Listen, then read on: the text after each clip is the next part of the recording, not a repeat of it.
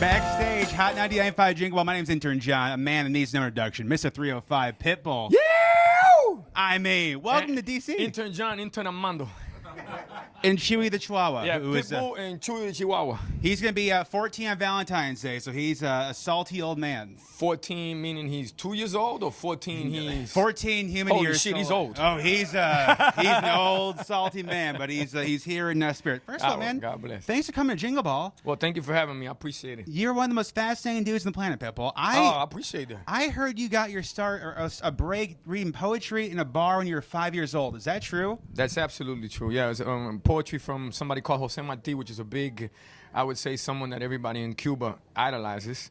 So my father would put me in the bars in Little Havana and make me recite his poems, which is about freedom, about fighting, about, well, it's about fighting for freedom. Yeah. Yeah.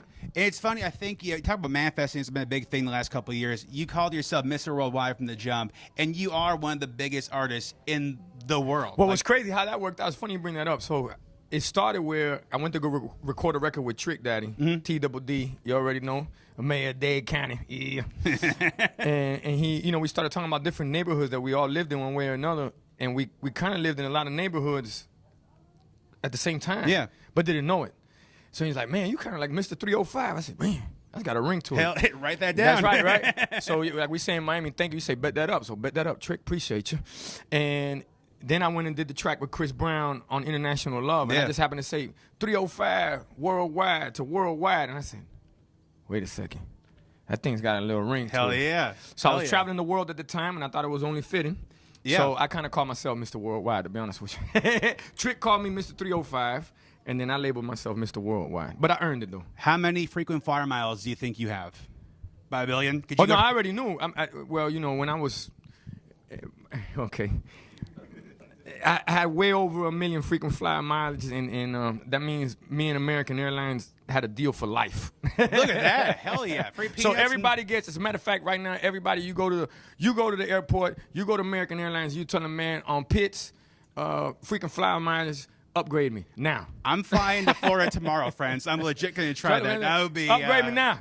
I think you're a trendsetter too, but before people were getting on tracks with DJs, you were one of the first ones to kind of to break the mold and do that. What's it like now to see where we're at now, where it's like it's almost odd if you don't have a song with a DJ if you're coming up? Well, let me tell you, is as artists, we owe our careers to DJs. They're the ones that you know, they hold the keys, and they're the ones that open the gates for you. You know, the gatekeepers. Let's just say. So me growing up around DJs and seeing how powerful they were and what an asset they were for us breaking music. Yeah. So when DJs started to make records, and I jumped on the first big DJ, I mean, other than down in Miami, which obviously Uncle Luke, Uncle Al, DJ Khaled, DJ Laz. On a world stage was Bob Sinclair World Hold On around 2006. And then they thought I was crazy. And then fast forward, it was David Guetta, Afrojack. Yeah. I mean, small you names, name it. Yeah. You name it. And nobody was really checking for them at the time. And now DJs have become bigger than artists. Yeah.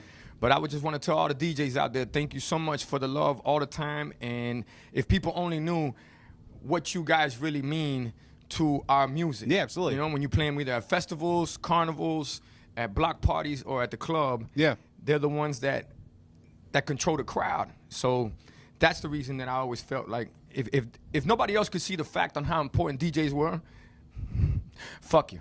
So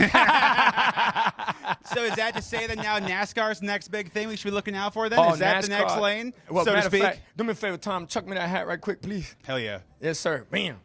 Boom. There you go right there. Track house, baby. Look at that. Look at that. Woo. Oh, come on now. Yeah, we got a line in a new record coming out and say you can catch me in a suit at a NASCAR race, track house, hitting the wall or riding the wall for a championship place.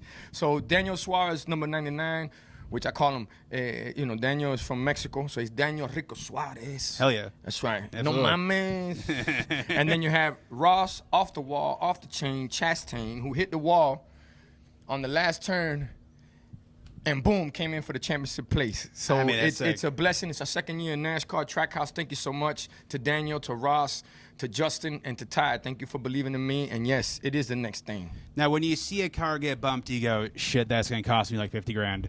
I mean, I'd be so worried, man, watching cars. I mean, him hitting the wall when he did it was about probably like $5 million. But we placed for championship place. And you use your American Airlines points, and they covered it with a fuel cost. Damn right. There we go, right there. And then you got an upgrade.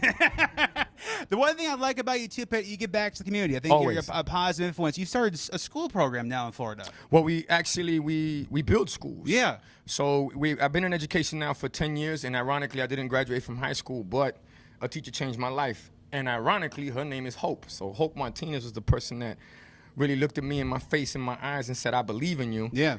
And changed my life. So therefore, when I felt that power, I felt that what better way than to give back than to actually build schools. Sure. So a lot of people talk about it, but there's one neighborhood that that we used to live in Miami. It's called Wynwood. Don't talk about it, be about it.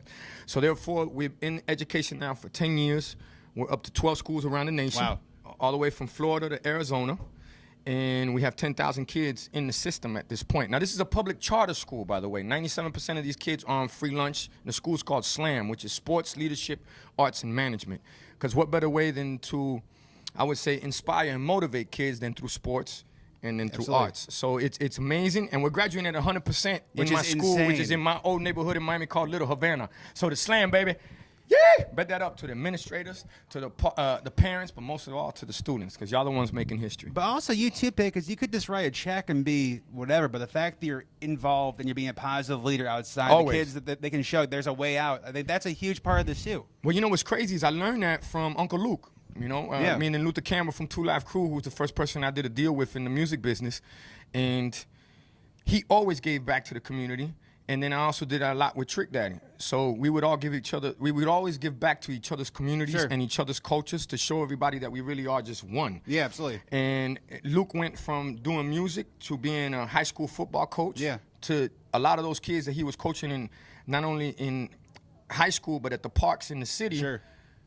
Became NFL players. Yeah. So he's been a major influence, motivator, and inspirational to all of us coming from Miami to 305 Dade County, the crib, the bottom, Magic City. You know what they do, what they don't, what it is, what it ain't. Yeah, that's right.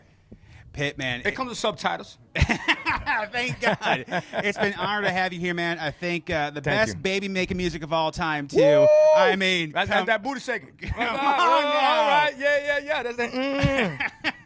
Let me Always a see what pleasure. you got. Yeah. Pitbull backstage, hot 99.5 Jingle Ball. Now we have something else for you. Oh, that, man. in honor of Fireball going platinum. Oh, it's Fireball. Come on now. Woo! There we go. I mean, at this point, you have this is wallpaper to you. Oh, 4 man. times platinum. It's a blessing. And thank you to the fans out there. Without y'all, there is no Pitbull, no movement, no revolution. I say it all the time because it's the absolute truth. That's why when I hit that stage, I give you everything I motherfucking got. You can bet your bottom dollar on that. So thank y'all so much for this. Highly appreciate it. And to all of the team that's always made things happen for us, thank you so much. What a blessing, man. I tell you. Goes to show you hard work pays off. Hell yeah. Dale. Oh, look at that. Oh, shit.